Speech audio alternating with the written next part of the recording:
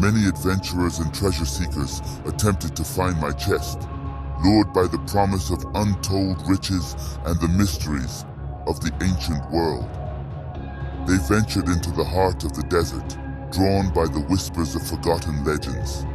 Yet, none succeeded in unlocking the chest without suffering a brutal fate, and the secrets it held remained hidden, like a curse waiting to be unleashed. Welcome back to A Midnight's Tale. Tonight's story is a god of funeral rites, protector of graves, and a guide to the underworld. What happens when he awakens from his eternal prison? Let's find out. Enjoy and have a terrifyingly good night.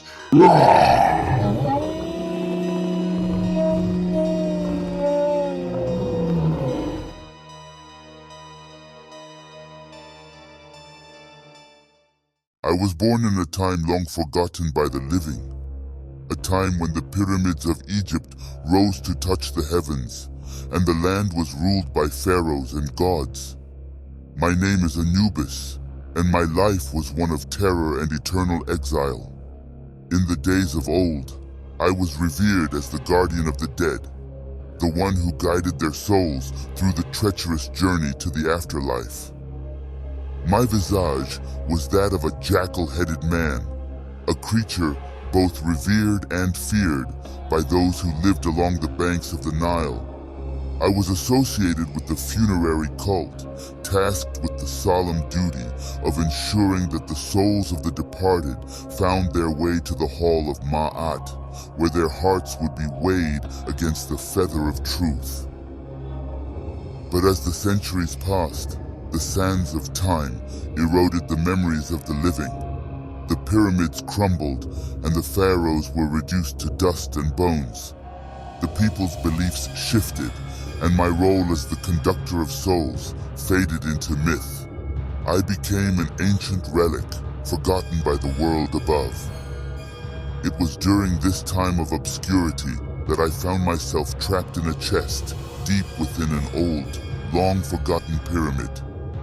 The chest was ornately decorated, bearing the symbols of my forgotten glory.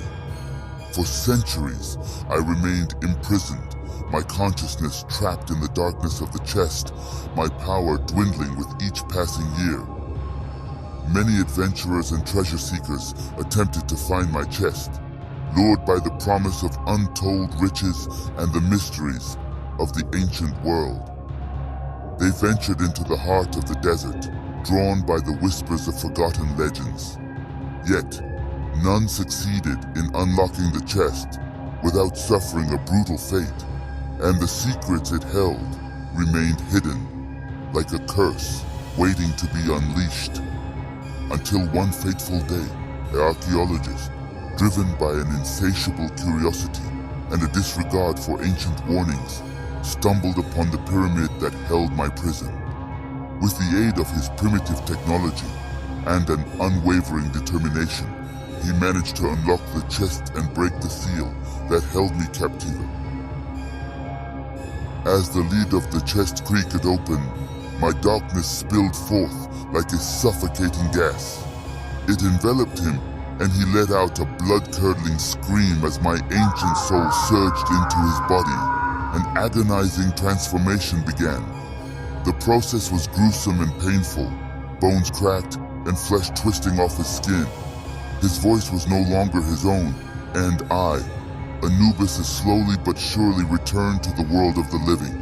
With my newfound vessel and an insatiable thirst for vengeance, I emerged from the chest, leaving behind the mangled, lifeless body of man.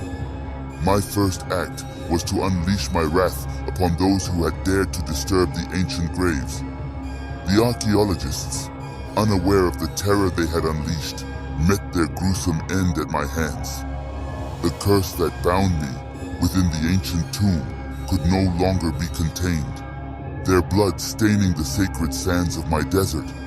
Their lifeless bodies lay strewn about the pyramid's chamber, a testament to the perilous folly of disturbing the slumber of the ancient ones.